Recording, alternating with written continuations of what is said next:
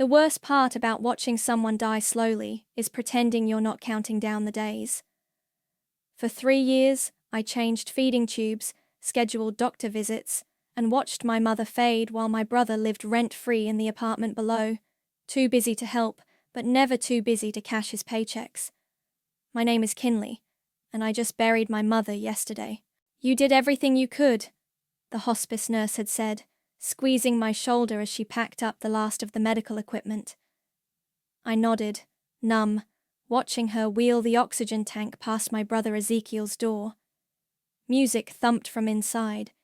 He was probably working from home again. The funeral was exactly what Mum would have wanted. Simple, elegant, with white lilies everywhere. I stood at the podium, delivering the eulogy I'd practiced in bathroom mirrors between midnight medication rounds. Mom taught us about sacrifice, I said, my voice steady despite the crack in my heart. About showing up for family, no matter what. Ezekiel shifted in the front row, thumbs dancing across his phone screen. 3 years ago, when Mum's diagnosis came, he'd said he'd help however he could. Somehow that help never materialized beyond occupying the 2-bedroom unit she'd let him move into temporarily while he got back on his feet. After the service, mourners filed past with casseroles and condolences. Such a devoted daughter, they murmured. Your mother was so lucky to have you. Lucky. Right. Because quitting my job in marketing, moving back home at 31, and spending 3 years as an unpaid nurse was lucky. Because watching my savings disappear while Ezekiel pursued his entrepreneurial dreams was lucky. Hey sis, Ezekiel caught me as I was gathering my purse to leave. We should talk about the building. I looked at him. Really looked at him. His suit was designer. His watch gleamed expensive on his wrist. He hadn't aged a day since Mum got sick. Must be nice. Can it wait? I asked, though I knew exactly what was coming. Actually, no. He straightened his tie. Look, now that Mum's gone, things need to change. As the oldest, I should probably take over managing the property. It's time to get this place running properly. The funeral flowers hadn't even wilted yet. Running properly, I repeated. Yeah, you know, market rates, proper screening, no more of Mom's charity cases. He checked his phone again. I've already talked to some management companies. We could double the rent easily. I thought about Mrs. Rodriguez upstairs, who'd lived there 30 years, about the college student who babysat for the single mom on the 3rd floor, about Mom, who'd built this little community one lease at a time. We can discuss it tomorrow, I said quietly. Perfect. My office, 9 a.m. sharp. He clapped my shoulder like we were closing a business deal. It's my turn now, sis. Time to do things right. I watched him stride away, probably already mentally spending his future profits. He had no idea I'd spent the last year preparing for exactly this moment. In my room, I opened the bottom drawer of my filing cabinet. The folder was right where I'd left it, labeled simply, Property Transfer. Inside, Mum's signature flowed across the final page, dated exactly 11 months ago. I'm not stupid, honey, she'd told me that day, her hand shaking but her mind clear. I see everything. I know who shows up, who cares, who deserves this legacy. I traced her signature with my finger, remembering how she'd squeezed my hand after signing. Don't let him know until you have to, she'd whispered. Your brother. He never learned the value of anything he didn't lose first. Tomorrow morning, Ezekiel would swagger into his office, really just the spare room where he played day trader between Netflix binges. He'd probably have a PowerPoint ready, full of charts showing how much money we could make by kicking out half the building. But I'd be ready too, with eviction papers, with proof of ownership, with 3 years of receipts showing every penny I'd spent keeping this place, and our mother, alive while he lived his best life downstairs. I slipped the contract back into its folder and checked my phone. One new message from Cassandra, my lawyer. Everything's ready, just say when. I typed back 2 words. Tomorrow morning, Then I went to bed in my childhood room for what would be one of the last times, listening to the familiar creaks of the old building. Mom's building. My building. Let Ezekiel have his PowerPoint. I had something better. Justice. I remember the exact moment Mom decided to sign over the building. It wasn't during one of Ezekiel's tantrums about repairs, or after he'd missed another family dinner. It was a quiet Tuesday afternoon, almost a year ago, when she caught him lying about something so small it shouldn't have mattered. "Could you ask your brother to pick up my prescription?" Mom had whispered from her bed. "The pink pills. I'm almost out." I'd texted him immediately. "Mom needs her heart meds. Pharmacy closes at 6. Can you grab them?" "Already on it, sis. Anything for Mom," he'd replied within seconds. But at 5:55 p.m., the pharmacy called. The prescription was still waiting. When I called Ezekiel, it went straight to voicemail. His Instagram showed him at a rooftop bar, drink in hand. Timestamp 4:30 p.m. I'd raced to the pharmacy, made it just as they were locking up. When I got back, Mum was sitting up in bed, staring at her phone. "He posted that picture knowing I'd see it," she said quietly. "Knowing you'd have to run out instead." "Mom, it's fine. I don't mind." "It's not fine." Her voice had a steel I hadn't heard since before the illness. "Cassandra is coming tomorrow. I need to make some changes." "Changes?" "To the property ownership, to everything." She patted the bed beside her. "Sit down, honey. We need to talk about the future." The next day, Cassandra arrived with a stack of papers and her no-nonsense attitude. "Are you sure about this, Annabelle?" she asked, spreading the documents across Mom's lap. "Once it's done." "I'm sure." Mom's hands trembled, but her signature was clear on every page. "My daughter has earned this. More than earned it." Now, exactly 1 year later, I sat in Cassandra's office, watching her prepare the final paperwork. "Eviction notice is ready," she said, sliding a document across her desk. "And the sale contract just needs your signature. Are you absolutely certain about this, Kinley?" I picked up the pen. "Did you know he threw a party the night after Mum went into hospice? Called it a networking event. The bass was so loud her morphine pump vibrated." Cassandra winced. "That doesn't surprise me, unfortunately. He thinks he's getting the building today. Probably already has renovation plans drawn up." "Well, he's in for quite a surprise." Cassandra checked her watch. "The process server will deliver the eviction notice at exactly 9:15 a.m. That gives him 15 minutes to settle into his superiority before reality hits." I signed the sale contract with steady hands. "How long does he have to vacate?" 30 days, legally, but given his history of non-payment and the new ownership transition, we can push for faster if needed. My phone buzzed. A text from Ezekiel. "Where are you? Meeting started 5 mins ago. Very unprofessional, sis." I showed it to Cassandra, who checked the time. 9:13 a.m. "Right on schedule," she said. "Want to wait here for the fireworks?" At exactly 9:17 a.m., my phone exploded. First came the all-caps text. "What the hell is this?" Then the calls started. I let them go to voicemail. "He's probably calling every lawyer in the directory," Cassandra mused, sipping her coffee. "Won't do him much good." The property transfer was ironclad. "Mom made sure of that," I said quietly.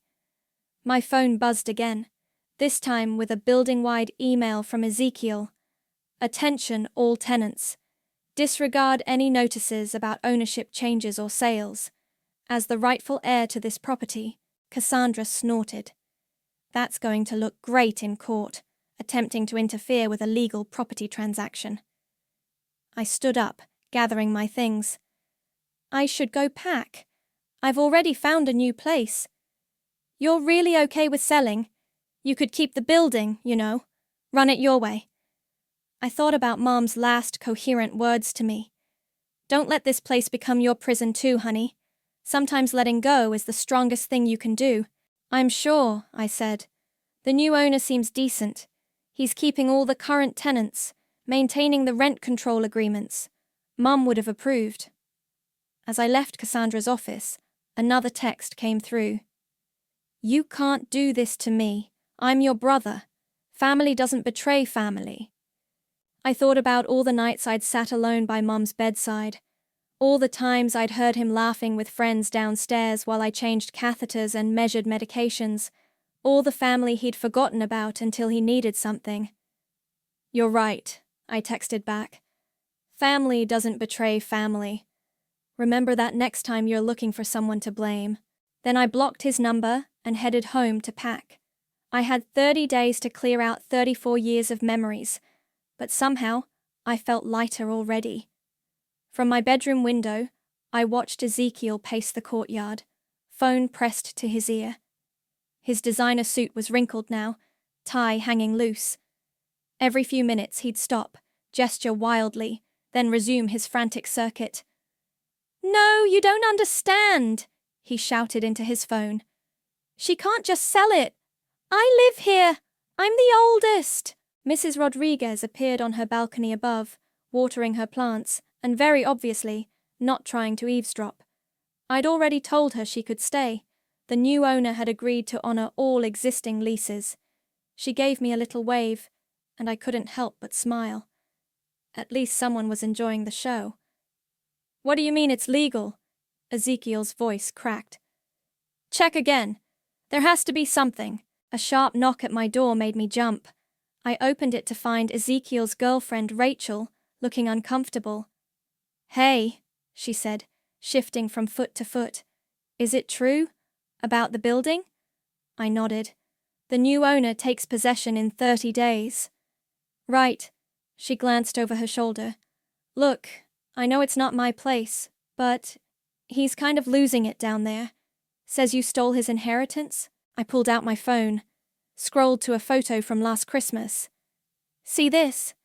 I showed her the image of Mom in her hospital bed, Ezekiel's empty chair beside her. He was supposed to be there, said he had a crucial business meeting. Want to know where he really was?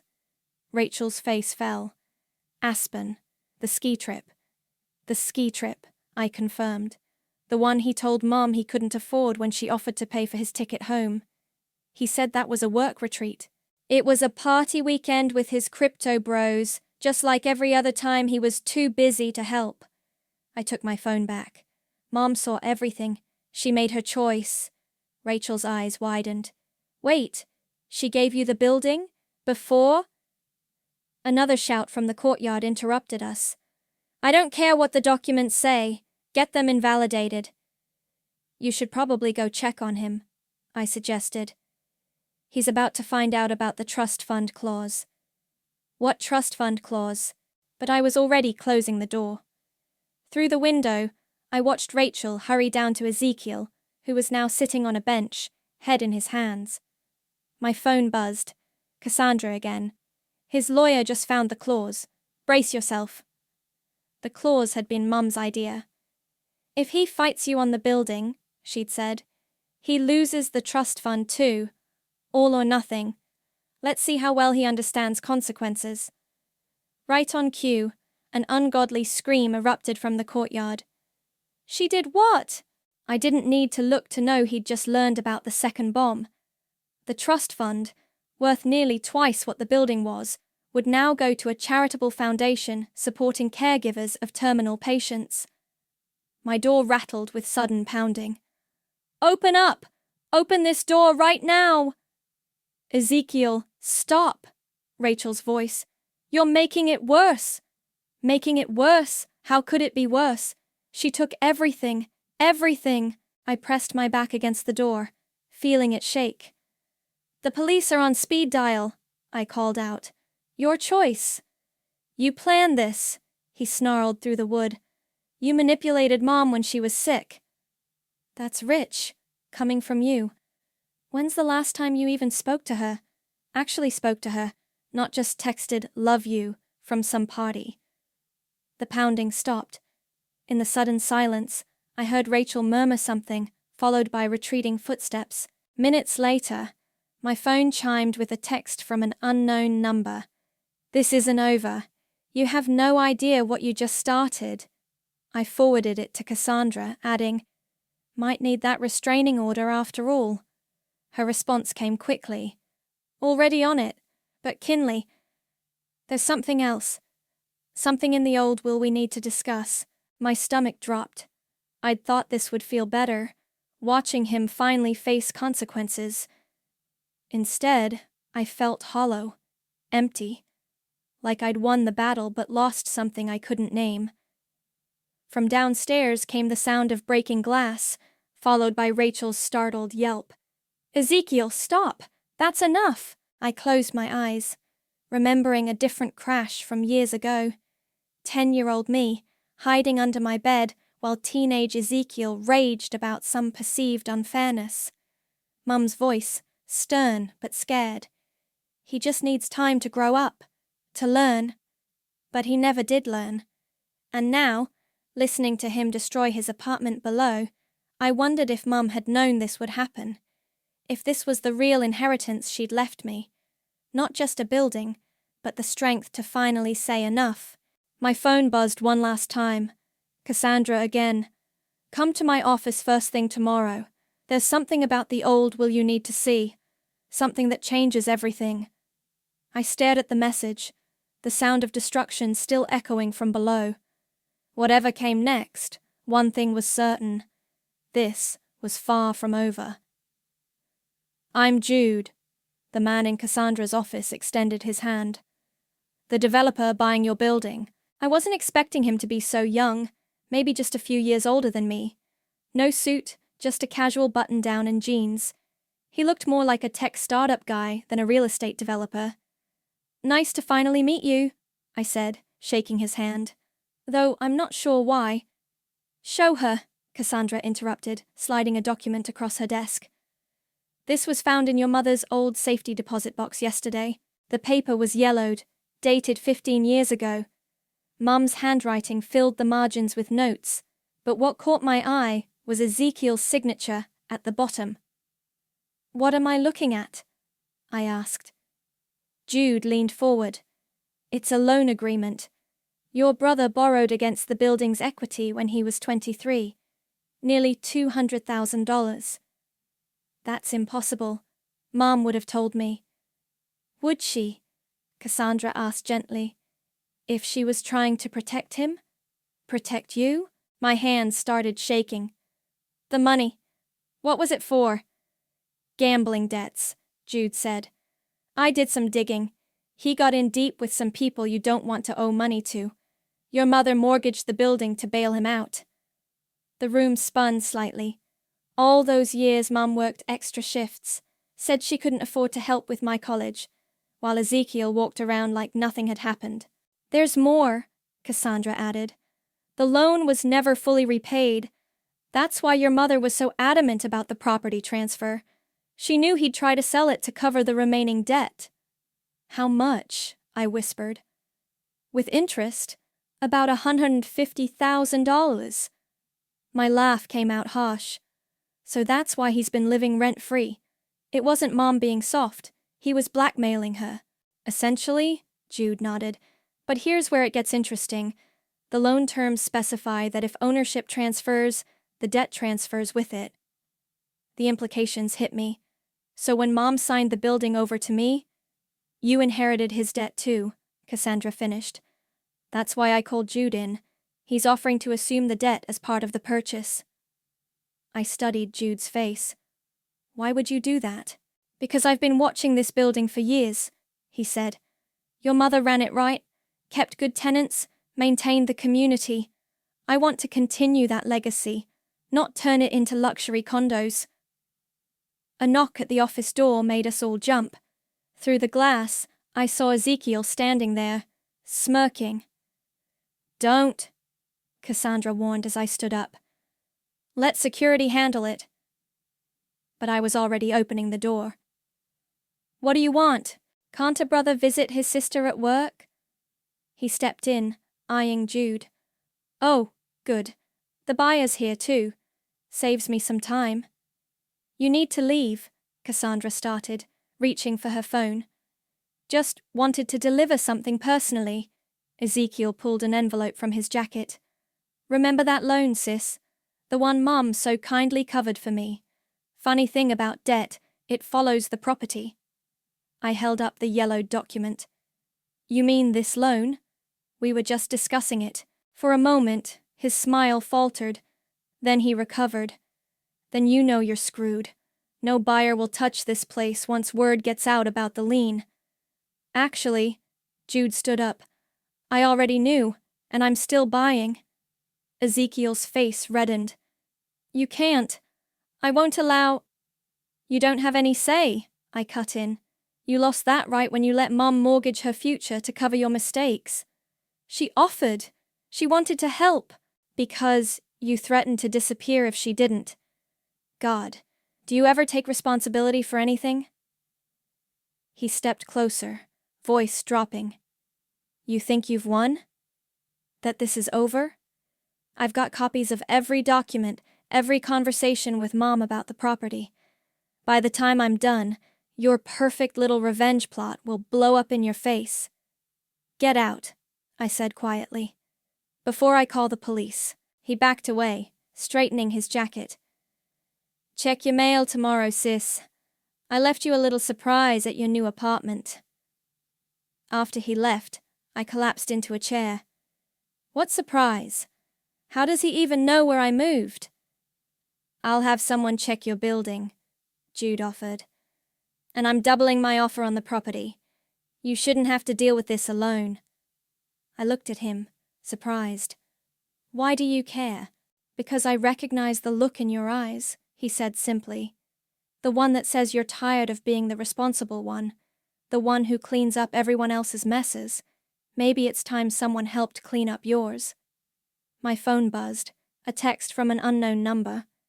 Found Mom's old diaries. Lots of interesting stuff about how you pressured her when she was sick. Wonder what a judge would think. I showed it to Cassandra, who immediately started typing on her computer. He's desperate, she said. Desperate people make mistakes. Let him dig his hole deeper. But watching Ezekiel's retreating figure through the office window, I wasn't so sure. The last time I'd seen that look in his eyes, Mom had ended up remortgaging her future to save him. What else was he capable of losing? The woman sitting across from me at the coffee shop looked exactly like her Instagram photos from 5 years ago, when she'd been Ezekiel's girlfriend. Skylar hadn't aged a day, but her eyes were harder now, more cautious. I saw your brother's meltdown online, she said, stirring her latte. Someone posted videos of him screaming in the courtyard. Brought back memories. Why did you reach out? I asked. After her cryptic message about knowing things that could help, I'd almost ignored her. But something in her tone had seemed genuine.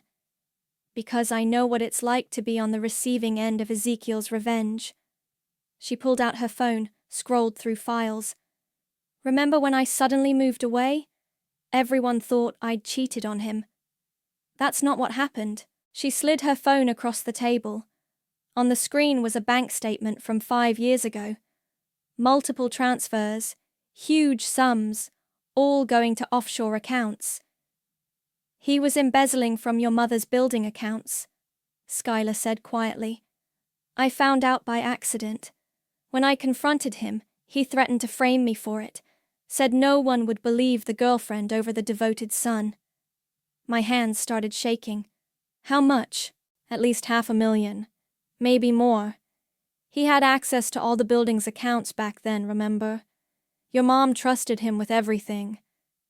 The coffee turned sour in my stomach. Why didn't you tell someone? I tried.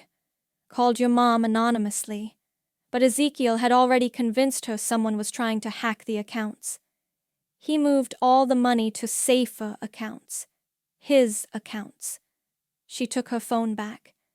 By the time I realized what happened, he'd covered his tracks. But you kept the evidence. Insurance. She smiled grimly. He doesn't know I have it. Probably thinks I deleted everything when I ran. My phone buzzed, A text from Jude. Found something in the building records. Need to meet ASAP. There's more, Skylar continued. The gambling debts? They weren't from gambling. He was paying back what he stole before anyone noticed, but he couldn't cover it all, so he convinced your mom to take out that loan. She mortgaged her future to cover up his theft, I whispered, and then let him live there rent-free because he knew everything. Classic Ezekiel. He's always been good at turning his victims into accomplices. Another text from Jude. Seriously, this changes everything. I have to go, I said, standing. But thank you for telling me. Wait, Skylar grabbed my arm. Be careful. When I left, he didn't just threaten me. He started destroying everything I cared about. My reputation, my career. He's methodical when he's angry. I can handle him. That's what I thought too. She released my arm.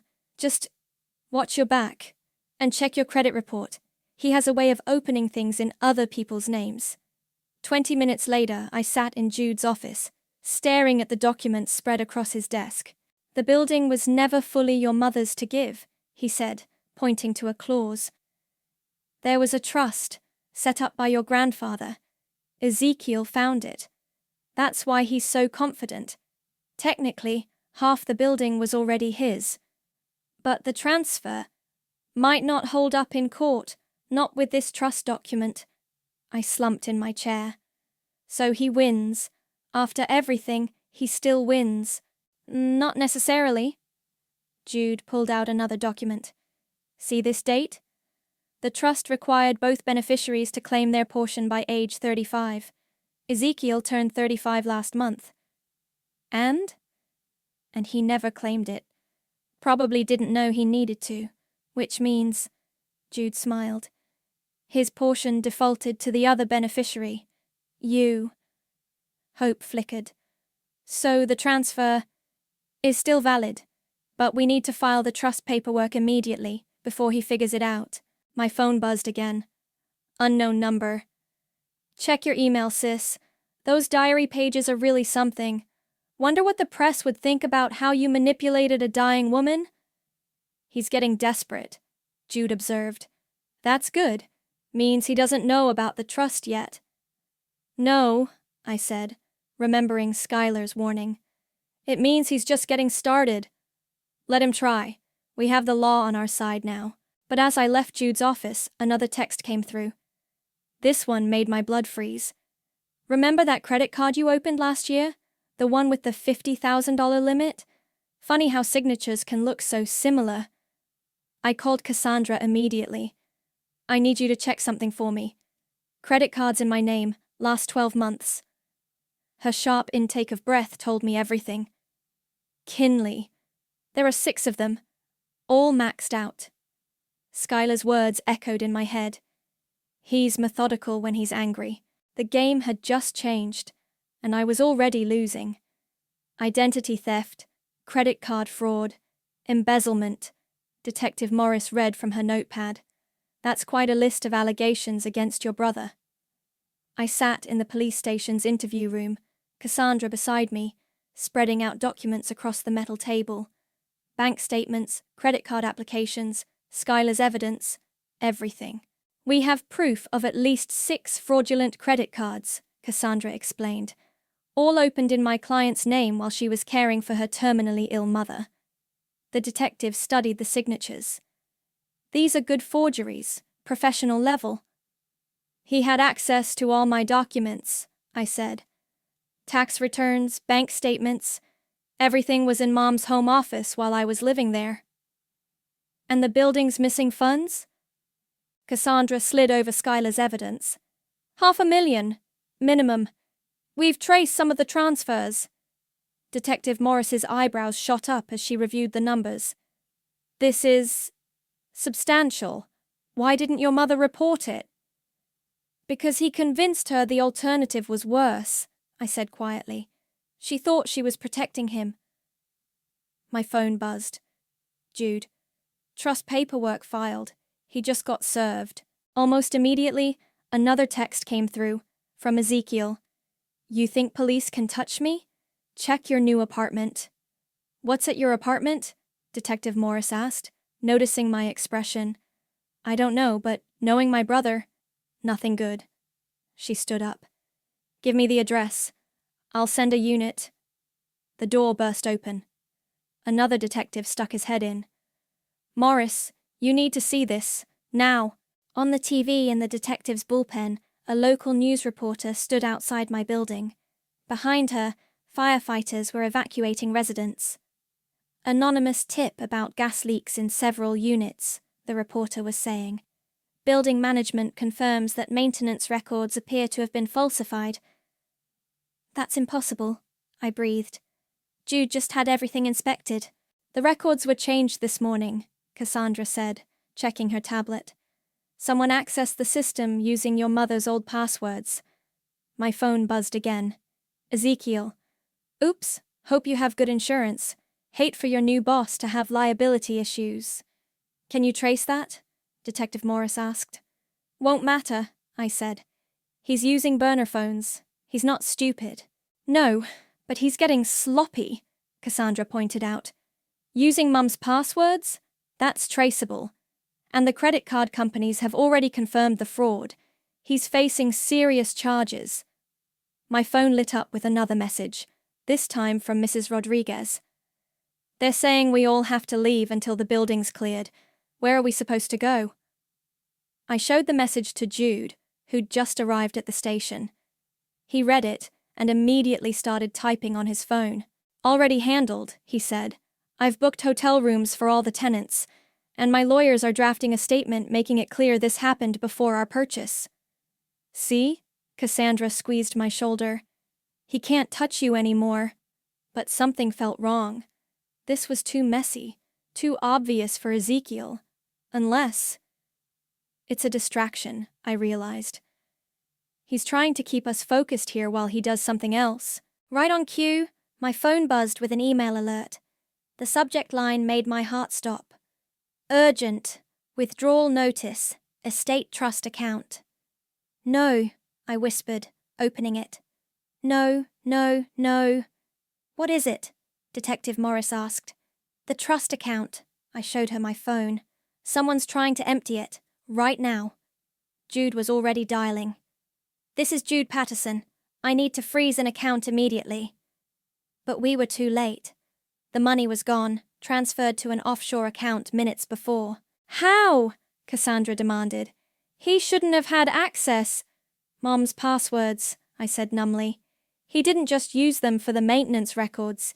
He used them to access everything. Detective Morris was barking orders, calling fraud units, but I barely heard her. On my phone, one final message appeared. Should have kept the building, sis. At least then you'd have something left. Say goodbye to the trust fund, the tenants' security deposits, everything. But hey, you got your revenge, right? Hope it was worth it. I looked around the room, at the detective scrambling to trace accounts, at Jude arguing with banks, at Cassandra drafting emergency motions. He's right, I said quietly. This is my fault. I started this. No, Jude turned to me, fierce. He started this years ago. You just finally stood up to him. And now everyone's paying the price. Not everyone, Cassandra said, a strange smile forming. Check your email. There, in my inbox, was a message from an unexpected name. Rachel, Ezekiel's girlfriend. The subject line read, You're not the only one he stole from. I have his real account numbers. All of them. Maybe revenge wasn't finished after all. He's been moving money through my accounts for months, Rachel explained, her hands shaking as she pulled up banking apps on her phone. Said it was for our future, for the business we were going to start together. We sat in Cassandra's office, Detective Morris taking notes, while Rachel scrolled through transaction after transaction. When did you figure it out? I asked. Last night. After his meltdown, I started looking closer at our joint accounts. Found transfers I never authorized, loans in my name.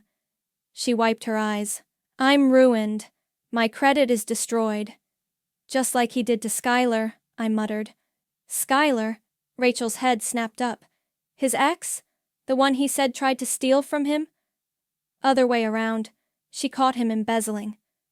Rachel's laugh was hollow. God, I'm such an idiot. He told me she was crazy, obsessed with him. I actually believed. Her phone buzzed. She showed us the screen. Don't do anything stupid, baby. Remember who knows all your passwords. Block him, Detective Morris instructed. We have enough now for multiple fraud charges. The DA's office is drafting the warrants. He'll run, I said. He always runs when things get hard. As if on cue, the office door burst open.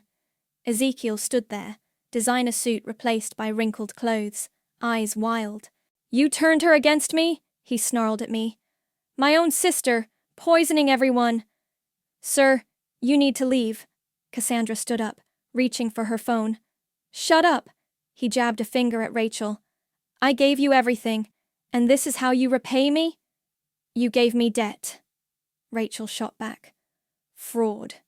Lies. Just like you gave everyone else. I was protecting you. All of you. None of you understand what it takes to what? I cut in. To steal from your mother? To forge credit cards in your sister's name? To destroy everyone who trusts you? I deserved that money. I deserved all of it. While you played nurse, I was building something. Building what? A pyramid scheme of fraud? Stealing from everyone who loved you? Love? He laughed, high and unhinged. You want to talk about love? Where was your love when Mom needed expensive treatments? When she could have lived if we'd had better doctors? The room went silent. What are you talking about? I whispered. The experimental treatment in Switzerland. The one that could have saved her. The one we couldn't afford because you insisted on keeping her in that dump of a building instead of selling it. There was no treatment, I said slowly. The doctors said. The doctors you chose said that. The cheap ones. Because you wouldn't let me sell. Because you wanted to sell it to cover your gambling debts, I screamed. Mom knew. She knew everything. Why do you think she signed it over to me? She signed it because you manipulated her. Because you... Enough. Detective Morris stepped between us. Mr. Harrison, you're under arrest for multiple counts of fraud, identity theft, and embezzlement. 2 uniformed officers appeared in the doorway. Ezekiel's face contorted. You think this is over? He spat as they approached. You think you've won? Check Mom's old email accounts. Check what she really thought about her precious daughter. Already did, Rachel interrupted, holding up her phone. Found all those emails you forged. The metadata shows when you created them. Last week. His face went slack. You went through my computer? Like, you went through mine? Through everyone's? She stood up, shoulders straight. The difference is, I kept records. The officers moved in, reading him his rights. As they led him out, he kept shouting, She loved me more. She always loved me more. Tell them, Kinley. Tell them how she always chose me. I watched through the window as they loaded him into a police car. He looked so small now, nothing like the larger-than-life brother who'd terrorized my childhood. We found the trust fund money, Cassandra said quietly. Rachel's evidence led us to his real accounts. Everything's being frozen and reversed. The building? Safe. Jude's engineers confirmed the gas leak reports were falsified. Tenants can return tomorrow. I nodded, numb. Did you see his face? He actually believed it. Believed Mom would have lived if... Don't. Rachel touched my arm. That's what he does. Twists everything until he's the hero of his own story. My phone buzzed one last time. A message from an unknown number. You'll regret this. Family is forever. I showed it to Detective Morris, who just shook her head. He's looking at serious time. Multiple felonies. He won't be able to hurt anyone for a long while. But as I watched the police car pull away, I wondered if that was true. Even behind bars, Ezekiel had always found ways to make people dance to his tune. "It's really over?" Rachel asked softly. I thought about Mom, about all the secrets she'd kept trying to protect us both. "No," I said.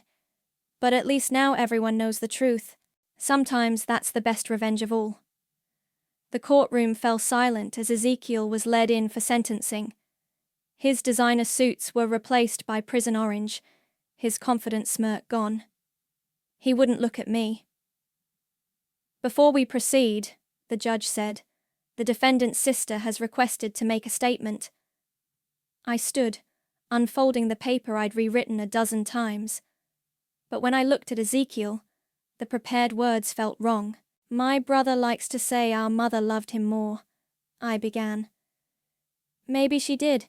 She certainly sacrificed more for him, mortgaged her future, kept his secrets, let him steal her dignity piece by piece." Ezekiel's shoulders tensed. "But love isn't a competition. It's not something you win by destroying everyone else.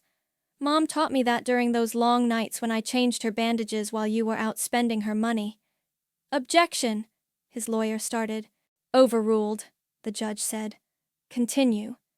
I'm not here to ask for maximum sentencing, though you deserve it.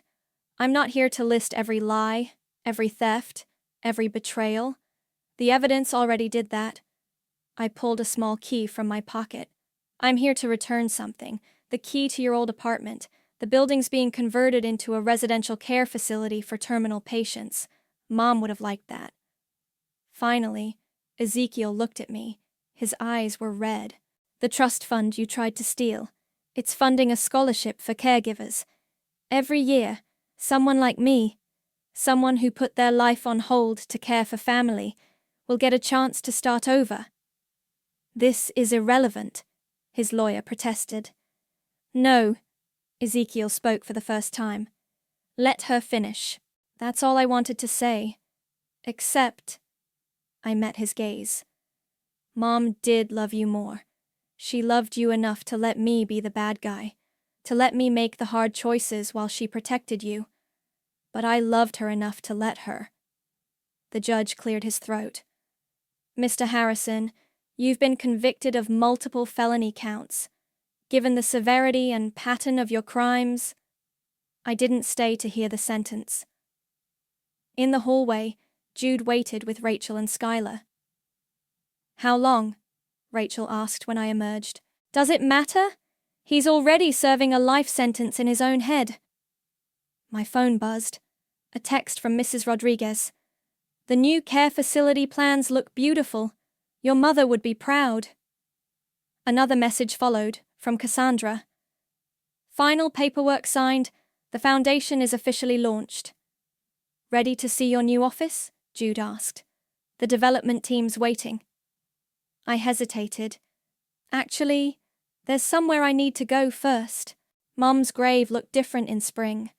Fresh flowers bloomed. Mrs. Rodriguez is doing, probably. She still visited weekly. "I did it, Mom," I said softly. "Everything you were afraid to do.